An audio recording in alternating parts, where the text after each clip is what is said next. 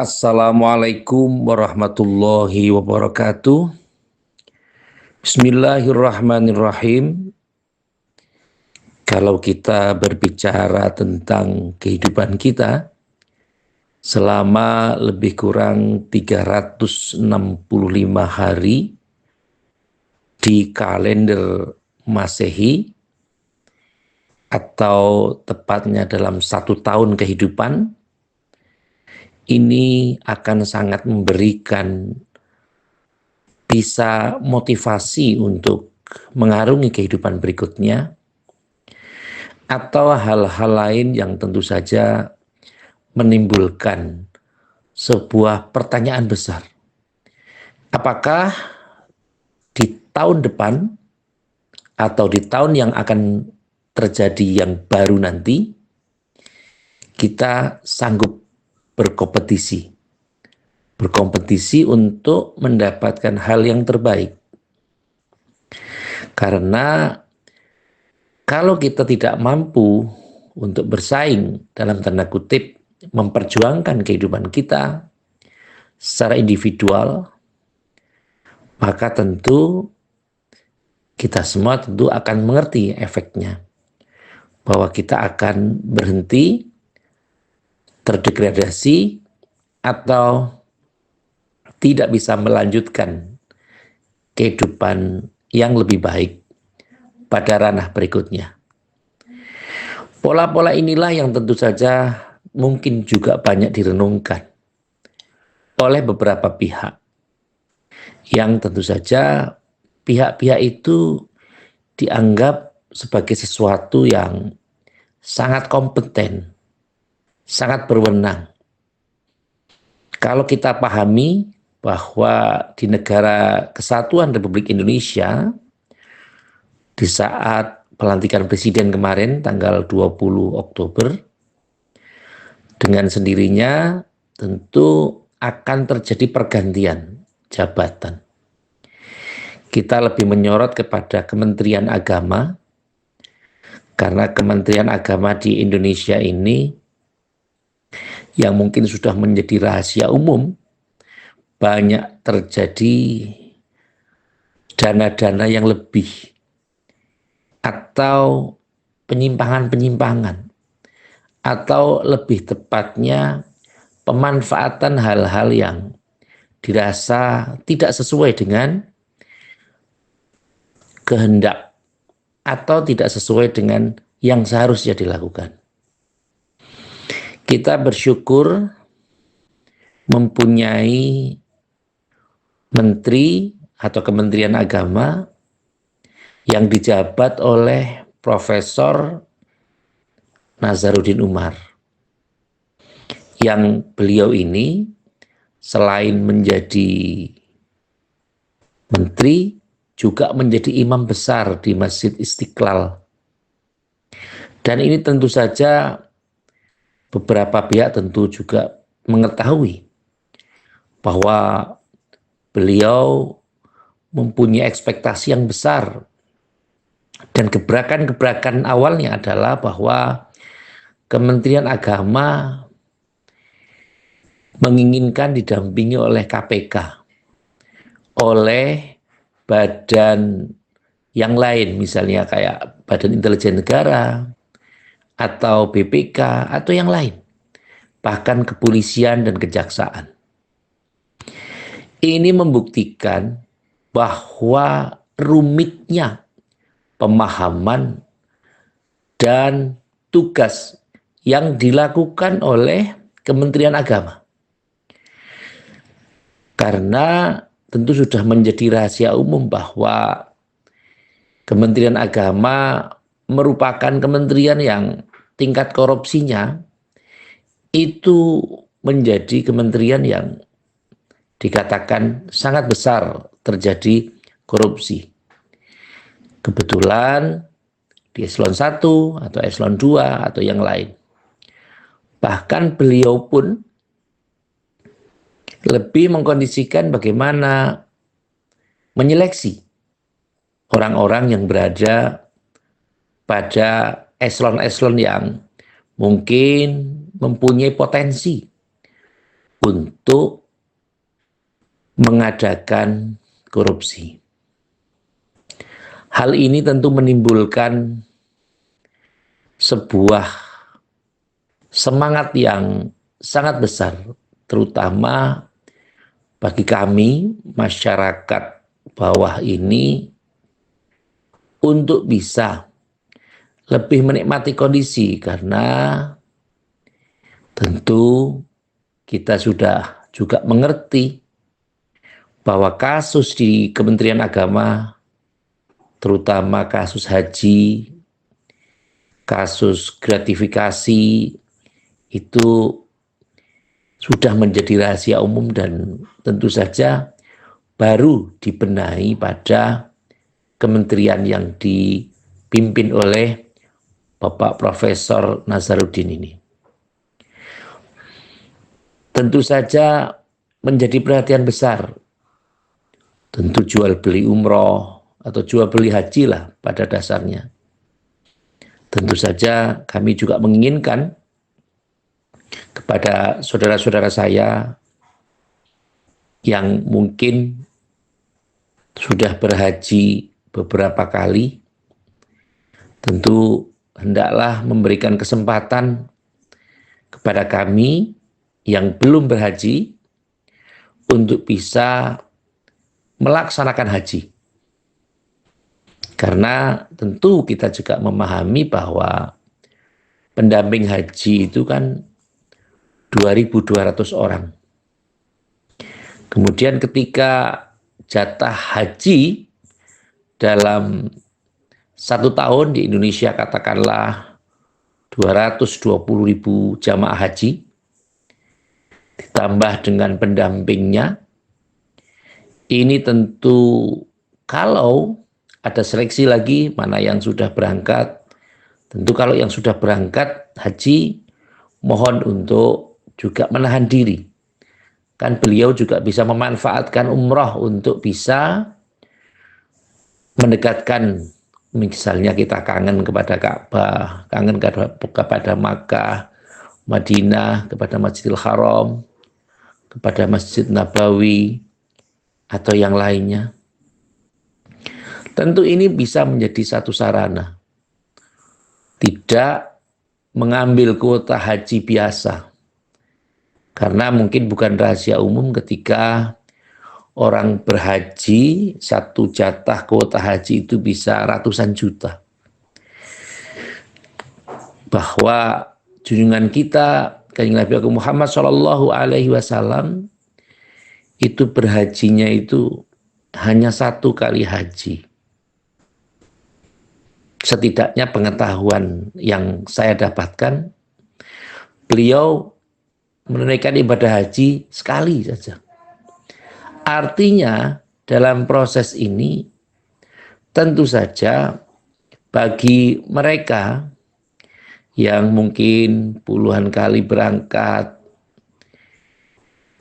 bisa 10 kali haji, atau yang sebaliknya, ketika beberapa pihak meyakini bagaimana kemabrurannya, tentu mabrur itu adalah urusan Allah Subhanahu wa Ta'ala, dan tentu tidak ada jaminan bahwa berangkat haji berulang-ulang itu tentu menjadi lebih baik, karena apabila hajinya itu di kuota haji yang biasa, tentu saja ini akan juga berpengaruh kepada orang yang sudah mengantri puluhan tahun. Tentu saja ini menjadi perhatian besar bagi kita, dan evaluasi-evaluasi yang penting yang dilakukan oleh Pak Menteri sangat kami apresiasi, dan tentu saja kita akan sangat-sangat menunggu bagaimana keputusan-keputusan yang dilakukan. Karena berhaji ini kan sesungguhnya diwajibkan bagi yang mampu untuk menjalankan ibadah haji. Ketika mereka harus menjual sawah, menjual tanah, menjual aset-asetnya, kemudian keluarga sama sekali tidak diberikan jatah atau untuk kehidupan anak-anaknya juga tidak diperhatikan, keluarganya juga sudah tidak dipertimbangkan. Tentu ini juga menjadi persoalan lain. Tetapi andai pun ini dilakukan, tentu juga kami tidak bisa berbuat apa-apa karena urusannya dengan hak asasi manusia. Bagaimana mereka akan sanggup atau bisa menjalankan ibadah dengan mempertaruhkan apapun. Ini menjadi satu kondisi yang tentu saja berbeda dengan teman-teman yang mempunyai harta melimpah, yang mungkin bisa menghajikan seseorang atau beberapa pihak mungkin dengan uang yang relatif, bahkan mungkin aja ada ONH plus, ada haji furodah dan yang lain. Sehingga tentu saja hal ini menjadi, ya bukan kecemburuan sosial, tetapi tentu saja ini bagi orang-orang yang tentu sulit untuk mendapatkan materi yang sebagaimana kawan-kawan dapatkan atau saudara-saudara dapatkan, ini akan menjadi kasus tersendiri. Ada yang mempunyai ilmunya cukup, tapi karena materinya belum ada, sehingga belum mampu untuk berangkat. Atau bahkan mungkin punya materi, tapi ilmunya nggak cukup, itu pun juga bisa berangkat. Sehingga harapan besar untuk saat ini, semoga Kementerian Agama akan lebih smart dalam mencikapi dan mempergunakan kebijakan-kebijakannya untuk kepentingan masyarakat. Tentu kita tahu betapa alimnya Bapak Menteri, yang tentu selain beliau ini mengurusi universitas sebelum menjadi menteri, juga menjadi penceramah dan menjadi imam di Masjid Istiqlal. Dan tentu saja ini menjadi sesuatu yang membanggakan. Semoga dengan ketawaduan, dengan wirai atau waroknya Pak Menteri ini akan memberikan dampak yang signifikan. Dan tentu saja kita berharap besar bahwa tentu saja kalau yang sudah ngantri sampai 20 tahun, 30 tahun, segera mendapatkan kemampuan untuk bisa berangkat haji atau ibadah-ibadah yang lain. Yang sudah sering haji, dia tentu saja ada ladang untuk berumroh atau mungkin menghajikan yang lain.